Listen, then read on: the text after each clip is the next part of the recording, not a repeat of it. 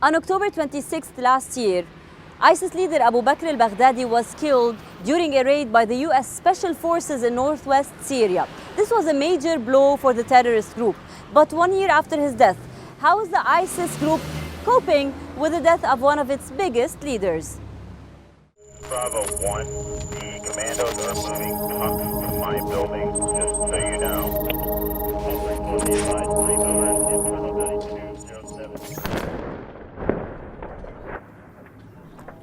Last night, the United States brought the world's #1 terrorist leader to justice.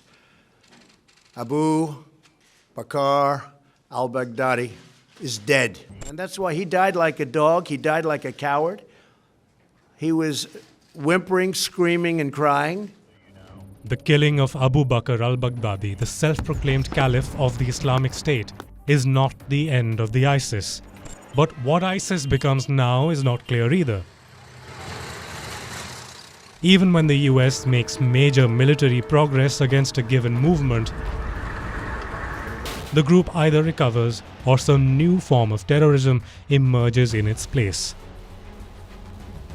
Politics is politics, but there are serious dangers in making claims about the ability to defeat terrorism in general and ISIS in particular. ISIS is no exception. It is still active in Syria, Iran, and other countries.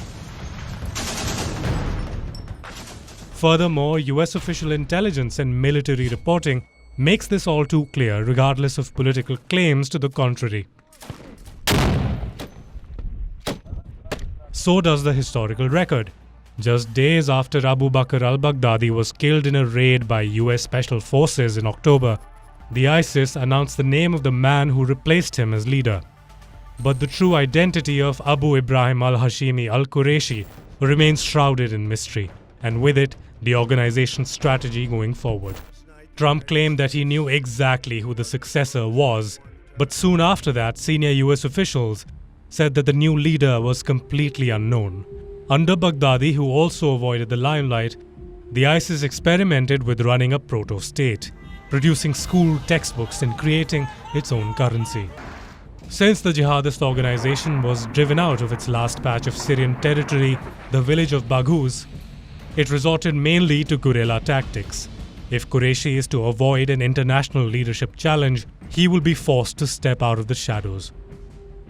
The ability of terrorists and extremists to exploit the internet and global media remains a serious tool for terrorism and extremism that goes far beyond national boundaries and any given terrorist or extremist organization. After a 5-year absence from public view, al-Baghdadi had appeared April 29th in an 18-minute propaganda video. In a black tunic with a Kalashnikov rifle at his side, he stated that ISIS's fight against the West was far from over. The danger still looms large from al-Baghdadi's call to his followers to shift from larger attacks to smaller actions outside Iraq and Syria. Even so, al-Baghdadi's death, while partly symbolic, has silenced maybe the most inspirational terrorist voice that remained. West Asia Bureau Report, WION The World is One.